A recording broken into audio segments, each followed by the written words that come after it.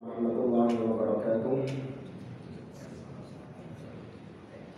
Innal hamdalillah nahmaduhu wa nasta'inuhu wa nastaghfiruh wa na'udzu billahi ta'ala min shururi anfusina wa min sayyiati a'malina. Man yahdihillahu fala mudilla lahu wa man yudlil fala hadiya lahu.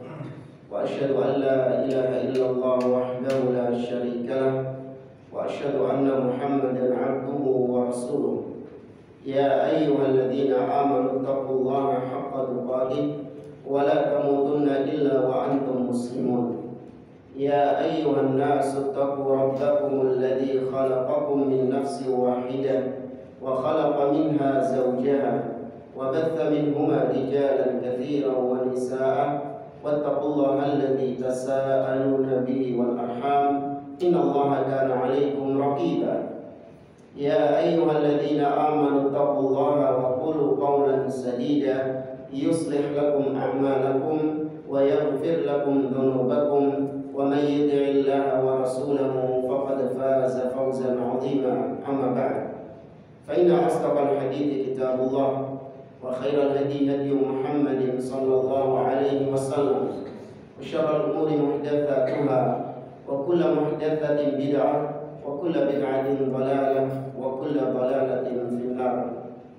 Ma'asyiral muslimin, ikhwani fillah, rahimani wa rahimakumullah.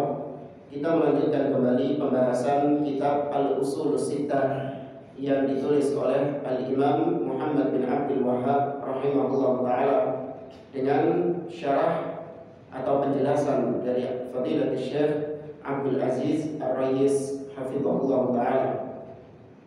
Kita masih membahas Al-Aslu Ats-Tsani, landasan yang kedua, yaitu anjuran untuk kaum muslimin bersatu di atas agama dan larangan bagi kaum muslimin untuk bercerai-berai, berpecah belah di dalam agama.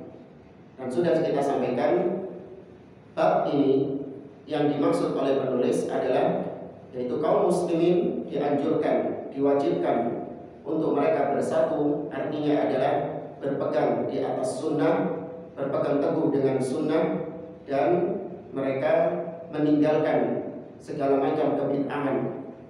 Karena dikatakan bercerai-berai, berpecah belah, yaitu manakala seorang menyimpang dari sunnah, dia menyimpang dengan bid'ah-bid'ah yang ada pada dirinya, itu sudah dikatakan dia bercerai-berai, berpecah belah.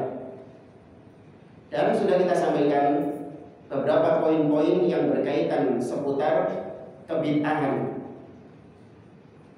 Di antaranya yang terakhir kemarin, yaitu kapan seseorang dikatakan keluar dari ahlus sunnah menjadi ahlul bidah, yaitu ketika seseorang menyelisihi ahlus sunnah pada perkara-perkara pokok, ya, pada perkara-perkara pokok, maka dia keluar dari ahlus sunnah menjadi ahlul bidah. Poin yang berikutnya, hajru ahlul bidah, menghajir, bukan menghajar, bukan menghajir, artinya kan memboikot, ya, memboikot ahlul bidah. Memboikot ahlul bidah perlu diperhatikan. Yang pertama adalah yaitu boikot terbagi menjadi dua. Ada hajrul wiqayah dan ada hajru az-zajr. Ya, hajrul wiqayah, memboikot secara wiqayah, artinya kita yang memproteksi diri kita dari syubhatnya ahli bidah, yaitu dengan kita sendiri tidak mau duduk bersamanya, tidak mau mendengarkan ceramah-ceramahnya, mendengarkan syubhat-syubhatnya, dengan kita tidak membaca buku-bukunya atau merekomendasikan dia kepada orang lain. Ya? Itu kita sendiri yang memboikot diri kita dari kebid'ahan orang tersebut. Adapun hajru az-zajr, ini kalau memang seseorang memiliki kekuatan lebih, yaitu dia memboikot ahli bid'ah dengan perbuatan dia, ahli bid'ah tersebut diboikot dari orang lain. Bukan dia yang memboikot dirinya sendiri, tapi si ahli bid'ahnya itu yang diboikot.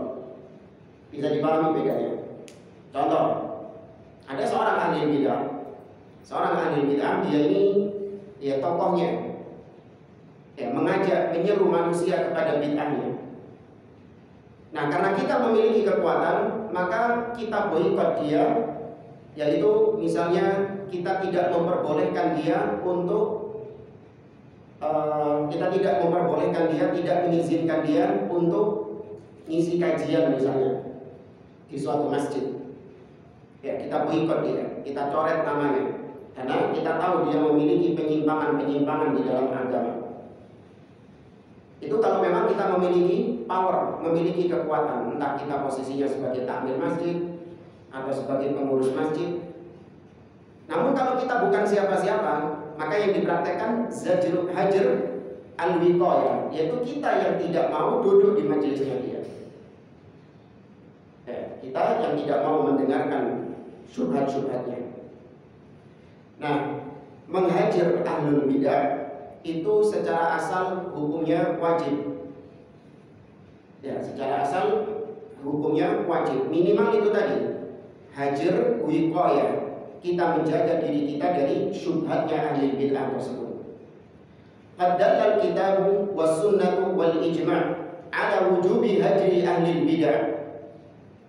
Memboikot ahli bid'ah itu dalil-dalilnya ada di dalam Al-Quran, di dalam sunnah, dan ijma', kesepakatan para ulama bahwa memboikot ahli bid'ah itu wajib hukumnya. Tadi ada Al-Quran. Memboikot ahli bid'ah juga sesuai dengan kadar kebid'ahannya. Sesuai dengan kadar kebid'ahan. Kalau dia ini orang yang hanya ikut-ikutan bid'ahnya, hanya ikut-ikutan bid'ah saja, orang awam enggak saja, maka tetap kita duduk bersama dia, kita boleh untuk bermuamalah dengan dia, dengan muamalah duniawi. Terlebih tujuannya adalah untuk mengajak dia kembali kepada sunnah, karena dia masih awam. Masalah-masalah dunia gak ada masalah. Adapun kalau sama tokoh-tokoh ahli bidah, sama, tidak ada masalah kalau dalam urusan dunia. Tapi kalau dalam urusan agama, kita barok. Hajar itu juga bermakna barok, berlepas diri. Kita tidak mensupport kebid'ahannya sama sekali. Kita boikot bid'ahnya, minimal diri kita sendiri. Kita tidak mau duduk bersama dia, bermajlis bersama dia. Duduk bersama ahli bid'ah artinya bermajlis. Seperti antum, duduk bersama ahli bid'ah. Nggak mesti ustadz nggak mesti ustadznya ahli bid'ah. Terkadang ada orang-orangnya, dia bukan orang yang menampilkan diri sebagai seorang tokoh, sebagai seorang ustadz, enggak. Tapi kalau nongkrong, kalau majelasan, itu senantiasa yang dikeluarkan sama dia syubhat. Padahal bukan ustadz tapi kalau antum duduk bersama dia, syubhat terus yang dikeluarkan, sehingga antum pulang dari majelis itu penuh dengan syubhat. Dikasih kerancuan-rancuan, racun-racun di dalam agama, penyimpangan-penyimpangan di dalam agama. Padahal dia bukan seorang ustadz. Maka yang seperti ini masuk dalam apa yang kita bahas, hajar. Jangan duduk lagi, jangan majelasan sama dia, memberikan pengaruh yang buruk kepada kita. Kalau anda nggak bisa membantahnya, nggak bisa mengkonternya, mending anda yang keluar, mending anda yang pergi dari dia. Tapi kalau urusan-urusan duniawi nggak ada masalah. Antum jual beli sama dia, ketemu tegur sapa, assalamualaikum, waalaikumsalam. Dia sakit, antum jenguk, atau mungkin dia membutuhkan bantuan, antum bantu. Urusan-urusan duniawi, jangankan sama pelaku bid'ah, sama orang kafir saja boleh nggak? Boleh. Allah mengatakan dalam surah Al-Mumtahanah, kata Allah Subhanahu wa taala, la yanhaakumullah 'anil ladzina lam yuqatilukum fid din wa lam yukhrijukum min diyarikum an tabarruhum wa tuqsitu ilaihim innallaha yuhibbul muqsitin. Allah tidak melarang kalian untuk kalian berbuat baik kepada orang-orang kafir sepanjang mereka tidak memerangi kalian dan mereka tidak mengusir kalian dari rumah-rumah kalian. Berbuat baiklah kepada mereka, karena Allah mencintai orang-orang yang berbuat baik dan berbuat adil. Tidak ada masalah kalau dalam urusan-urusan duniawi. Tapi kalau yang berkaitan dengan agama, Misalnya ini orang kafir ini, antum kalau duduk sama dia, antum itu sedikit-sedikit diajak kepada agamanya. Ya, kira-kira antum masih betah nggak duduk di situ? Tidak, antum menghajar, memboikot dia. Tapi kalau dalam urusan-urusan duniawi, orang kafirnya ini sakit, antum jenguk, butuh bantuan, antum bantu. Ya, dan yang semisal dengannya dari urusan dunia, nggak ada masalah. Jual beli, nggak ada masalah. Mubah hukumnya. Ya, tidak berkaitan dengan agamanya. Kalau ada orang kafir, tetangga antum misalnya, nunut antum, minggu-minggu antum keluar, pergi, jalan-jalan, ini orang kafir nunut, mau sekalian ke gereja. Hah? Antum tumpah lo gak? Hah? Enggak, ini berkaitan dengan agama. Ya, tidak saling tolong-menolong, membantu dalam kaitannya dengan agama. Allah mengatakan wala ta'awanu 'alal itsmi wal 'udwan. Di antara dalilnya yang menyebutkan bahwa memboikot ahli bidah itu ada hukumnya dan wajib hukumnya di dalam agama, yaitu surah Al-Mujadalah ayat yang ke-22. Allah mengatakan la tajidu qauman yu'minuna billahi wal yawmil akhir yuwadduna man hadda Allah wa rasulahu walau kanu aba'ahum aw abna'ahum aw ikhwanahum aw ashiratahum. Kata Allah, tidak didapati ada suatu kaum yang mana mereka beriman kepada Allah, beriman kepada Rasulnya, beriman kepada hari akhir. Tidak mungkin mereka ini mencintai atau berloyalitas. Artinya tadi tidak ada barok, tidak ada antipati, namun berloyalitas kepada siapa? Orang-orang yang memusuhi Allah dan Rasulnya. Nah, ahli bid'ah itu dikatakan memusuhi Allah dari sisi mereka menolak syariat yang datang kepada Nabi SAW. Dengan apa yang mereka tambah-tambahi itu, mereka secara asal nggak puas dengan apa yang diajarkan Nabi kepada mereka. Apa yang Allah turunkan kepada mereka, mereka menganggapnya belum puas, nggak ridho dengan hal itu. Maka itu sudah dianggap memusuhi Allah dan Rasulnya. Meskipun lisannya tidak pernah mengatakan memusuhi Allah dan Rasulnya, namun keyakinannya yang menganggap bahwasanya bid'ah itu dibolehkan dalam agama, itu sama saja menuduh Nabi belum sempurna menyampaikan agama ini. Allah belum menyempurnakan agama ini. Ya, maka nggak mungkin ada kaum yang mencintai Allah dan beriman kepada Allah dan hari akhir, mereka itu bermesraan dengan ahli bidah, duduk dengan ahli bidah. Walau kanu aba'ahum, meskipun bapak-bapak mereka, atau anak-anak mereka, atau saudara-saudara mereka, atau keluarga mereka. Jadi namanya memboikot itu juga berlaku bagi keluarga. Kalau ada keluarga kita yang dia itu suka yang ngasih syubhat kepada kita, ya, suka memberikan kerancu-rancuan dalam agama, meskipun bapak kita, meskipun saudara kita, meskipun siapapun dalam keluarga kita, maka kita menghajar. Dalam urusan ini kita menghajar. Ya, tapi kalau urusan dunia gimana? Kalau urusan dunia tetap jangan dianggap terus menghajar keluarga berarti harus menggolimi atau kurang ajar. Bapak saya ini kalau saya duduk sama dia, kan berapa banyak orang-orang kayak gitu. Saya ini dibilang Wahabi, dibilang radikal.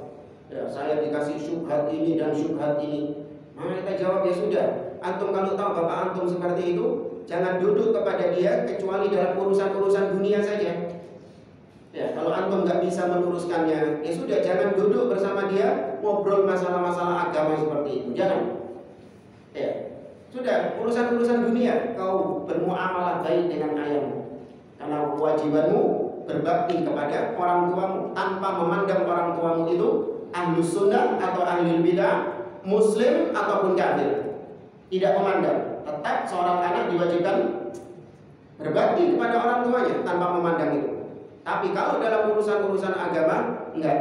Kita tetap berlepas diri dari penyimpangan-penyimpangan. Namun kita harus tetap ada upaya untuk meluruskannya.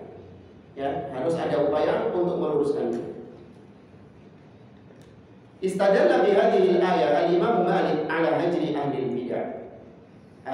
ayat tadi itu dijadikan dalil oleh Imam Malik bin Anas rahimahullah sebagai dalil untuk menghajar ahli bidah, memboikot ahli bidah. Dalil yang kedua dalam surah Al-An'am ayat 68. Allah berfirman, "Wa idza ra'aital ladzina yakhuduna fi ayatina fa'arid 'anhum hatta yakhudu fi haditsin ghairi." Kata Allah, apabila kau mendapati ada orang-orang yang memperolok ayat-ayat kami, ya sedang duduk-duduk, tapi pembicaraannya itu memperolok ayat-ayat kami, maka kata Allah, fa'arid anhum, berpalinglah dari mereka sampai mereka membicarakan urusan-urusan yang lain. Nah, ahli bidah itu masuk dalam ayat ini karena mereka itu memperolok ayat-ayat Allah Subhanahu wa taala. Contoh, Allah mengatakan bahwa Dia tinggi di atas. Sama ahli bidah dia apa kan? Ditakwil, enggak, Allah enggak di atas. Ya, maksudnya istawa, menguasai arsy. Itu sudah memperolok ayat-ayat Allah. Allah mengatakan bahwasanya Dia itu memiliki kedua tangan. Bal yadahu mabsutatan yunfiqu kaifa yasha, dalam surah Al-Maidah. Bahkan kedua tangan Allah terbentang. Allah memberikan rizki kepada siapapun yang Dia kehendaki. Kata mereka, enggak, Allah tidak memiliki tangan. Tapi tangan yang dimaksud di situ adalah qudrah, kemampuan Allah atau nikmat dari Allah Subhanahu wa taala, bukan tangan yang hakiki. Maka itu sudah dikatakan memperolok ayat-ayat Allah Subhanahu wa taala. Jadi ahli bid'ah itu sifatnya memang demikian. Dalil-dalil Al-Quran dan Sunnah semuanya dijungkir balikan sama mereka, dipaksakan sesuai dengan akidah mereka. Tidak mau mengikuti pemahaman para sahabat, pemahaman para salaf. Saya enaknya sendiri memunculkan pemahaman-pemahaman terhadap Al-Quran. Maka kata Allah, fa'arid anhum, berpaling kalau Anda menemukan ada majelis seperti itu. Karena kita dapati, naudzubillah, majelis-majelis itu yang berbicara tentang masalah agama terutama, itu dibicarakan di semua tempat, di semua tempat tongkrongan. Ya, seakan-akan mereka ini orang-orang yang sudah pakar dalam masalah agama. Di warung, ya, orang-orang yang bukan kompeten berbicara tentang agama, ngomong tentang agama di warung itu. Dulu ya, sekitar tahun berapa ya? Lupa. Pokoknya di Indonesia ini terjadi perbedaan tentang masalah, lupa. Terjadi perbedaan tentang masalah, saya lupa masalahnya apa. Tapi keluar dari masjid sebelah ini ada warung kan. Ya, kita dipanggil di situ. Ini loh, kita orang ini dari tadi ini ngomongin masalah ini dan ini. Yang benar itu ini halal atau haram sih? Anda lupa ini poin masalahnya itu apa? Sudah lama, mungkin 6 tahun atau 7 tahun yang lalu. Anda lupa ini, kata dia, kita ini bingung dari tadi ini masalah ini dan ini. Saya perhatikan, ini masalah dibahas oleh para ulama. Ya, masalah seperti ini yang berhak membahas adalah ahlul ilmi, orang-orang yang punya ilmu, dengan dalil-dalilnya, dengan kemampuan-kemampuan mereka. Mereka yang membahas masalah ini. Ngapain antum ikut-ikutan bahas seperti ini? Mengomentari masalah-masalah agama, apalagi di warung, ambil rokokan. Nguruk rokokan ini. Ngomong masalah agama, rokok itu. Ini sifatnya ahli bid'ah seperti itu. Nah, majelis-majelis seperti ini isinya kerancuan-rancuan, debat masalah agama, kulluhum juhal. Semua orang-orang itu adalah orang-orang jahil. Maka kalau ada majelis seperti ini, perdebatan masalah agama seperti ini yang bukan dari ahlinya, tinggalkan. Apa ya? Anak tak ajak di sini. Lu nanti enggak bisa ajak di sini. Ini majelis-majelis. Karena apa? Di majelis tersebut pasti keluar syubhat. Pasti keluar syubhat, dan kita timbangannya itu terkadang hawa nafsu. Iya, Pak jadi. Iya, dia ngomongnya itu benar, semangat. Sedangkan yang lawannya ini ketok kikuk gitu, nggak bisa melawan gitu. Loh, barometer kebenaran itu apa diukur dari yang menang debat? Enggak. Mungkin yang menang debat ini memang pintar retorikanya dia, padahal di atas kebatilan. Sedangkan yang kalah debat, dia di atas kebenaran, cuman karena ngomongnya dia nggak sepintar lawannya. Akhirnya dia dianggap apa? Dianggap salah, dianggap keliru. Yang benar itu yang ini, yang menang debat ini. Padahal hakikatnya kebalik. Makanya Ahlus Sunnah itu mereka orang-orang yang menjauhkan diri dari perdebatan-perdebatan. Al-Imam Ahmad dalam Ushul Sunnahnya mengatakan di antara pokok-pokok sunnah wa tarkul mira wal jidal, meninggalkan majelis-majelis perdebatan dan perdebatan seperti itu ditinggalkan. Karena Ahlus Sunnah memandang bahwa perdebatan demikian tidak membawa kemaslahatan. Ya, kecuali kalau memang ada kondisi-kondisi tertentu, dan itu para ulama tugasnya. Belum lagi di medsos. Ya, untuk melihat kalau di medsos ada isu-isu agama, yang komentar di sana itu semuanya seakan-akan Syekhul Islam Ibnu Taimiyah, pakar-pakar agama yang komentar di situ. Namun ini tidak terjadi kalau dalam urusan-urusan duniawi. Orang lebih memilih diam, nggak berani kalau dalam urusan-urusan duniawi, karena tahu dia melihat kapasitas dirinya bukan ahli di bidangnya itu. Misalnya antum tidak punya keahlian bidang kesehatan, ya, antum bukan tenaga medis, nggak punya keahlian di situ. Tahu-tahu ada tetangga anaknya sedang sakit, ya, tanya kepada antum urusan-urusan medis. Pak, anakku loro ini, panas awake gerges.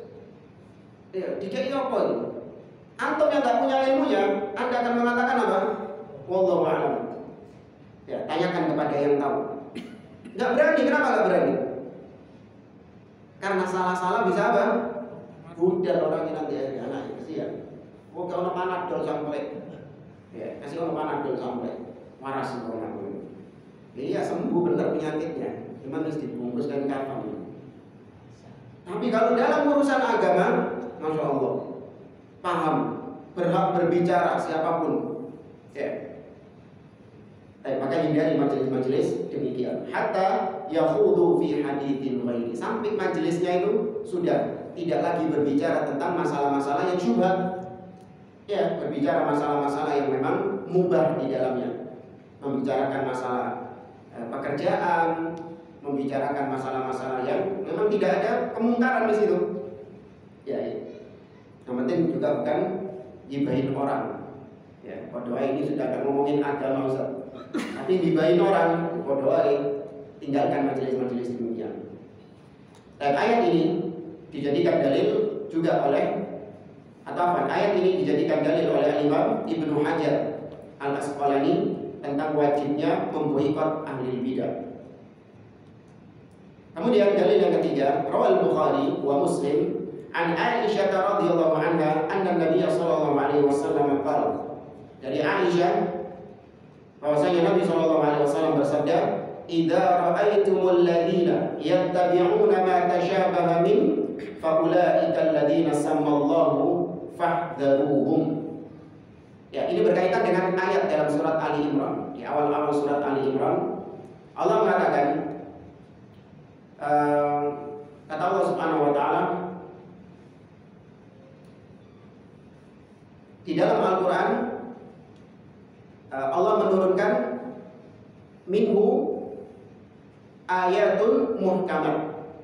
Di dalam Al-Qur'an ada ayat-ayat yang muhkam, yang jelas maknanya. Wa ukhra mutasyabihat, tapi Al-Qur'an itu juga ada ayat-ayat yang mutasyabihat, yang sama-sama. Fa ammal ladzina fi qulubihim zaygun, adapun orang-orang yang hatinya punya penyakit, punya penyimpangan, maka fayattabi'una ma tasyabaha minhu ibtigha'al fitnah wa ibtigha'a ta'wili. Mereka itu sukanya cari-cari, mengikut-ngikut, atau sukanya eker-eker, cari-cari ayat-ayat yang mutasyabihat untuk menimbulkan fitnah, menimbulkan penyimpangan. Contoh misalnya, antum meyakini Allah di mana? Di atas. Ini sudah muhkam. Banyak ayat-ayat yang menegaskan, bahkan kata Imam Ibnul Qayyim sampai 2000 dalil yang menetapkan Allah berada tinggi di atas dengan berbagai macam redaksinya. Berarti itu muhkam, jelas, tidak samar-samar. Nah, datang ahli bid'ah sukanya cari ayat-ayat yang mutasyabihat untuk menggugurkan yang muhkam itu tadi. Apa itu? Allah misalnya mengatakan di dalam surah Al-Hadid, kata Allah Subhanahu wa taala, "Wa huwa ma'akum aina ma kuntum." Dan dialah Allah bersama kalian dimanapun kalian berada. Berarti Allah bukan di mana? Di atas, tapi Allah di mana-mana. Itu sukanya ahli bid'ah cari ayat-ayat yang seperti ini, ya, kemudian dibenturkan kepada yang muhkam tadi. Maka Nabi SAW mengingatkan, apabila kau mendapati ada orang-orang yang sukanya itu sama ayat-ayat yang mutasyabihat, ya, sukanya nyari-nyari ayat-ayat yang mutasyabihat, padahal yang muhkam sudah jelas, tapi kenapa kau mencari yang samar-samar? Maka itulah yang Allah singgung dalam surat Ali Imran. Mereka itulah yang sedang disinggung sama Allah dalam surat Ali Imran. Fahdharuhum. Nah, ini kata-kata ini. Hati-hati sama mereka. Berarti harus menghajar, memboikot. Karena ahli bid'ah semuanya itu pakai ayat-ayat yang mutasyabihat, dalil-dalil yang samar-samar. Padahal sudah ada yang muhkam. Ya. Nabi jelas mengatakan kullu bid'atin dhalalah, semua bid'ah itu sesat dalam berbagai macam redaksi. Baik ketika Nabi berkhutbah atau ketika Nabi sedang duduk-duduk bersama sahabat, Nabi sampaikan kullu bid'atin dhalalah, semua bid'ah itu sesat. Kemudian datang ahli bid'ah ingin menggugurkan yang muhkam ini. Apa? Umar bin Khattab mengatakan ni'matil bid'atu hadhihi. Ada namanya bid'ah yang baik. Tidak semua bid'ah sesat, karena Umar mengatakan sebaik-baik bid'ah adalah ini. Imam Syafi'i juga mengatakan al bid'atu bid'atan. Bid'ah ada dua, bid'atun mahmudah wa bid'atun madhmumah. Bid'ah yang terpuji dan bid'ah yang tercela. Ini kita katakan ucapan Umar dan ucapan Imam Syafi'i ini mutasyabihat. Sedangkan yang muhkam ucapan siapa? Rasul sallallahu alaihi wasallam. Dan ternyata yang dimaksud sama Umar ibn Khattab dan yang dimaksud sama Imam Syafi'i bid'ah secara apa? Secara bahasa, bukan secara syariat. Ya, maka ahli bid'ah sukanya mencari-cari yang mutasyabihat, fahdharuhum, maka hati-hati. Kata beliau, kisah-kisah tentang bagaimana para ulama memboikot ahli bid'ah itu disebutkan dalam kitab-kitab akidah yang masyhur. Banyak disebutkan kisah para salaf. Mereka memboikot ahli bid'ah, tidak mau duduk bersama ahli bid'ah. Bahkan mereka menghasut kaum muslimin untuk menghindar dari ahli bid'ah. Di antara yang diriwayatkan banyak ucapan-ucapan salaf tentang hal ini. Seperti misalnya Al-Imam Ibnul Jauzi rahimahullah ta'ala, salah seorang ulama salaf. Al-Imam Ibnul Jauzi rahimahullah mengatakan, li an yujawirani qiradatun wa khanazir ahabbu ilayya min an yujawirani ahadun minhum, ay ahli bidah. Kata beliau, sungguh aku bertetangga dengan monyet-monyet dan dengan babi-babi lebih ringan bagiku, lebih mending bagiku daripada aku bertetangga dengan ahli bidah. Ya, maksudnya orang-orang yang suka ngasih syubhat, ahli bid'ah yang suka memberikan pengaruh, yang mengajak manusia kepada bid'ahnya. Maka kalau dibandingkan dengan dua hal ini, lebih ringan bertetangga dengan hewan. Tapi bukan berarti antum pindah KPS. Ya, bukan.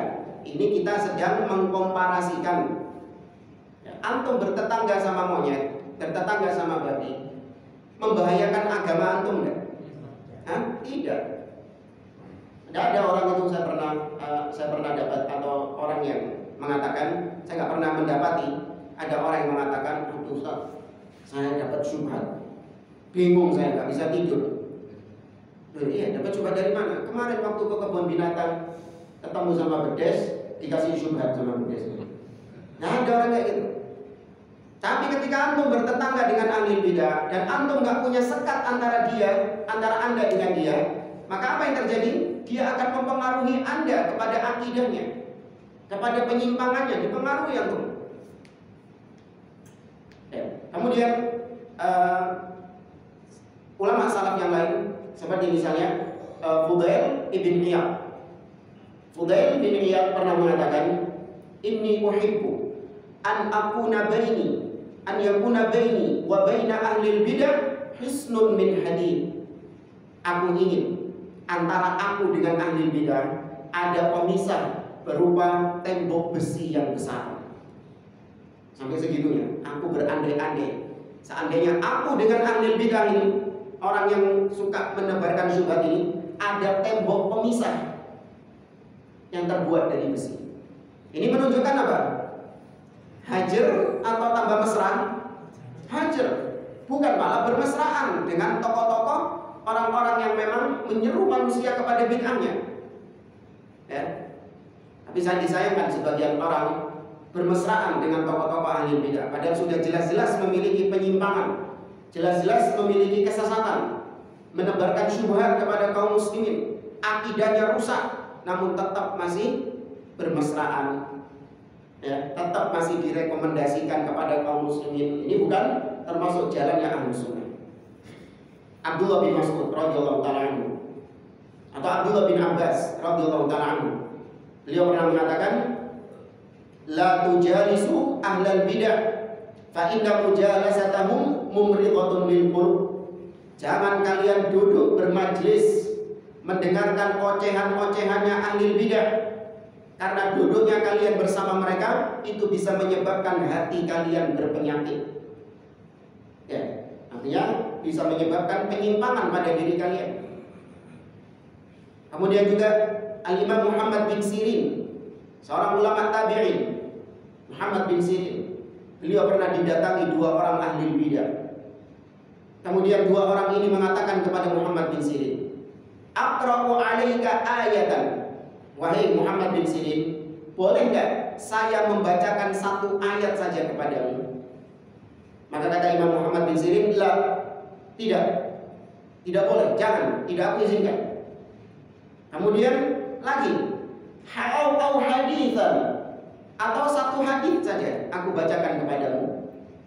Kata Imam Muhammad bin Sirin, la, enggak, la taqumanna anni au la aqumanna. Kau yang pergi dariku atau aku yang pergi dari sini. Maka akhirnya mereka berdua pergi. Maka murid-muridnya Imam Muhammad bin Sirin bertanya kepada gurunya, kenapa kau tidak mengizinkan mereka untuk membaca Al-Quran? Kan cuma baca Quran toh. Kenapa kau nggak diizinkan? Maka kata Imam Muhammad bin Sirin, inni akhsha an yaqra'a alayya ayatan aw hadithan fayuharrifaniha fayaqirru dhalika fi qalbi. Aku khawatir kalau mereka membaca ayat atau membaca hadis, kemudian mereka selewengkan ayatnya itu, mereka palingkan ayat tersebut, sehingga kemudian penyimpangan itu menancap di dalam hatiku. Jadi sekelas Imam Muhammad bin Sirin khawatir kalau sudah ada tokoh penyesat umat, ahli bid'ah berbicara, khawatir. Ada cuma baca satu hadis atau satu ayat, gak mau. Tapi naudzubillah, kalau di zaman sekarang banyak yang lebih merasa warok, banyak yang lebih merasa tinggi kedudukannya dari Muhammad bin Sirin. Buku-bukunya ahli bid'ah dibaca, ceramah-ceramahnya ahli bid'ah ditonton sama dia sampai habis, duduk di majelisnya ahli bid'ah, naudzubillah. Ya, ini tidak terjadi pada ulama-ulama as-salaf. Kemudian juga Al-Imam Yunus bin Ubaid rahimahullah ta'ala. Yunus bin Ubaid pernah mendapati anaknya itu habis dari rumahnya tokoh ahli bid'ah ketika itu, tokoh penyesat yang sudah diketahui menyimpang dia. Keluar dari rumahnya itu. Nah, mau bapaknya ini Yunus bin Ubaid itu ditanya, min aina jita ya bunayya? wahai anakku, teko omahe sapa? Dari rumah siapa? Min baiti fulan, aku dari rumahnya fulan. Ya, yang merupakan ahli bidah, tokoh penyesat umat. Ya, yang mengajak manusia kepada ahli bid'ah, bukan ahli bid'ah yang cuma sekedar apa? Sekedar ikut-ikutan, enggak. Tapi ini ahli bid'ah yang punya pengaruh. Min baiti fulan, kata anaknya, saya dari rumahnya fulan. Maka kemudian Muhammad atau Yunus bin Ubaid marah. Beliau mengatakan, wallahi ya bunayya, wahai anakku, demi Allah, li an takhruja min baiti khuntha ahabbu ilayya min an araka an takhruja min baiti fulan wa fulan. Wahai anakku, demi Allah, ya aku melihatmu keluar dari rumahnya seorang pelacur sekalipun, seorang pezina sekalipun, itu lebih mending bagiku daripada kau keluar dari rumahnya tokoh ahli bid'ah tersebut. Ini bukan berarti terus menggampang-gampangkan, awas.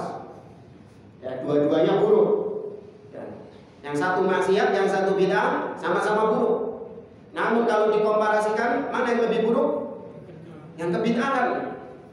Ya, kebid'ahan yang lebih buruk. Maka kata Yunus bin Ubaid, aku melihatmu keluar dari rumahnya pezina sekalipun atau seorang banci sekalipun lebih ringan, lebih mending bagiku daripada kau keluar dari rumahnya fulan dan fulan yang tokoh ahli bidah yang merupakan penyesat umat. Dilanjutkan lagi, ini yang ngeri kata beliau.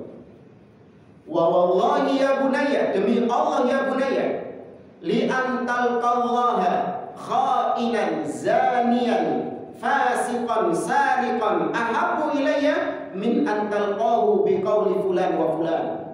Dan demi Allah wahai anakku, engkau nanti bertemu dengan Allah sebagai seorang pezina, sebagai seorang pencuri, sebagai seorang pengkhianat, atau sebagai orang yang fasik.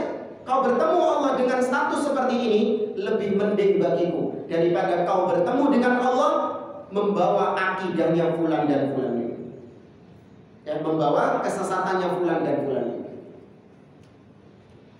Ini sekali lagi jangan terus disalahpahami, dianggap terus kemudian maksiat nggak apa-apa, enggak, sama-sama haram, sama-sama dosa.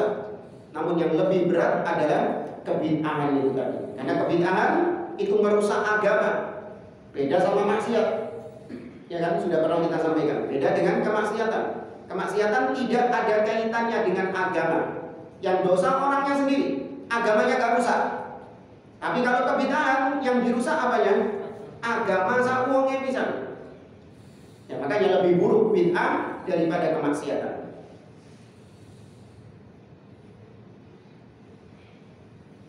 Dan jamaah rahimani wa rahimakumullah, maka memboikot ahli bid'ah itu harus ditegakkan sesuai dengan kadar kebid'ahannya. Ya, minimal tadi kita harus wiqayah. Ya, kita harus menjaga diri kita dari hal-hal tersebut. Dan kemudian lanjut permasalahan berikutnya, yaitu la yajuzu fi maqamir raddi ala ahli bid'ah an tudkar hasanatuhum. Tidak boleh ketika kita membantah ahli bidah, kita menyebutkan kebaikan-kebaikannya. Ini ada sebagian orang itu yang punya manhaj muwazanah. Apa itu manhaj muwazanah? Yaitu mereka mempersyaratkan, wahai Ustaz, kalau Anda yang memperingatkan seseorang dari bahaya orang lain, maka Anda sebutin juga dong kebaikan-kebaikannya. Ini misalnya, saya peringatkan antum untuk tidak duduk di majelisnya fulan dan fulan, karena fulan dan fulan itu punya penyimpangan ini dan ini. Saya sebutkan penyimpangan-penyimpangan dia dengan bukti. Saya sebutin sama saya. Nih buktinya. Yang benar adalah seperti ini dan ini. Dia mengatakan Allah tidak di atas, padahal yang benar Allah di atas. Dia mengatakan bahwasanya ada namanya bid'ah hasanah, padahal yang benar semua bid'ah itu sesat. Maka kesimpulannya, jangan kau duduk di majelisnya fulan ini karena dia menyimpang. Nah, orang-orang ada yang baper, Ustaz, jangan sebutin kejelekannya saja, sebutin kebaikan-kebaikannya. Kau tahu nggak dia itu? Dia itu adalah seorang yang baik akhlaknya, ngomongnya lemah lembut, dia juga hafal Al-Quran, dia juga hafal kutubus sittah, hafal kitab-kitab hadis, dia juga sering membantu tetangga, dia juga sering ini disebutin kebaikannya. Maka kita jawab, nggak perlu. Ketika kita dalam rangka untuk membantah dia, meluruskan dia, nggak perlu disebutkan kebaikan-kebaikannya. Kenapa? Karena tujuan membantah dia itu adalah supaya manusia tidak kena syubhatnya. Ya, supaya manusia tidak terkena syubhatnya. Itu tujuannya. Dan ini yang dipraktekkan oleh para ulama salaf. Mereka membantah ahli bidah. Seperti misalnya Imam Ahmad bin Hanbal rahimahullah. Di zaman beliau ada seorang tokoh ahli bidah yang bernama Husain Al-Karabisi. Husain Al-Karabisi itu punya keilmuan yang sangat luar biasa. Bahkan dia di zamannya dijuluki dengan Buhurul Ilm. Apa Buhurul Ilm? Lautan ilmu. Ya, dikenal juga dengan zuhudnya. Dikenal juga dengan akhlaknya yang baik. Ya, ini Husain Al-Karabisi. Tapi dia menyimpang karena dia ini tokoh ahli kalam, tokoh filsafat. Husain Al-Karabisi. Imam Ahmad ditanya tentang Husain Al-Karabisi, dijawab cuma satu jawaban sama beliau. Huwa muqtadi', dia ahli bid'ah. Sudah, tak perlu. Iya, dia ahli bid'ah, tapi dia hafal Quran, tapi dia ini suka membantu, murah senyum, akhlaknya baik. Lah kalau kau sebutin kebaikan-kebaikannya ini, orang yang kau peringatkan supaya hati-hati dengan dia, kira-kira gimana? Nggak apa-apa, baik kok. Ya terus doain itu. Tujuannya kita ini memperingatkan dari kesesatan dia agar kau berhenti tidak duduk di majelisnya. Itu tujuannya. Makanya tidak disebutkan tentang kebaikannya. Di antara dalil yang disebutkan oleh para ulama adalah Abu Lahab. Allah mengatakan tentang Abu Lahab, tabbat yada abi lahab wa tab. Baca surat Al-Lahab itu, mulai awal sampai akhir. Disebutin nggak kebaikannya sama Allah? Tidak disebutkan kebaikannya. Padahal Abu Lahab punya kebaikan nggak? Oh, yang kebaikan. Dia yang pertama kali ketika Nabi SAW lahir, dia yang membebaskan budaknya untuk supaya Nabi menyusui darinya, yaitu Thuwaibah. Budaknya Abu Lahab dibebaskan demi untuk Nabi SAW. Ya. Ada kebaikannya, tapi nggak disebut sama Allah Subhanahu Wa Taala karena tujuannya memang adalah menjauhkan umat dari Abu Lahab ini. Iblis. Bahkan kata Imam Ibnul Qayyim dalam kitabnya Syifaul Alil, dia mengatakan, ma khalaqallahu al-khalqa illa wa kana khairuhu akthar min syarrihi. Bal inna li iblisa hasanat. Allah tidak pernah menciptakan suatu makhluk kecuali pasti kebaikannya lebih banyak daripada keburukannya. Bahkan iblis juga punya kebaikan. Apa kebaikannya iblis?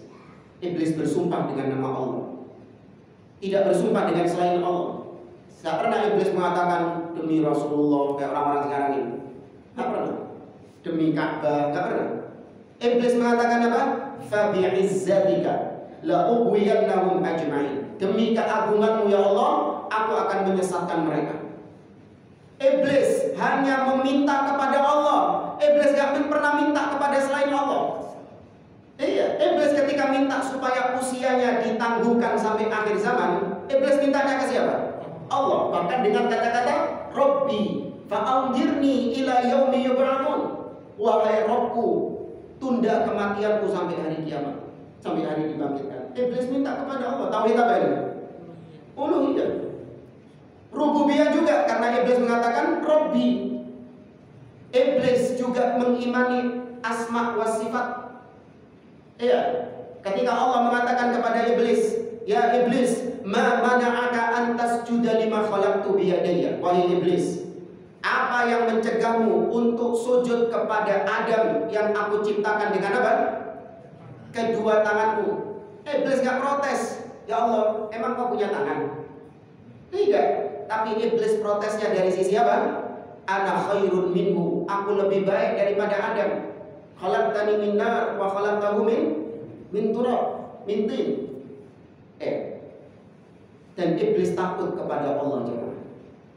Iblis takut kepada Allah. Allah sebutkan di dalam surat Ali Imran dan juga di dalam surat Al-Hasyr. Iblis mengatakan, Inni bari'un minka, inni akhafullaha rabbal alamin.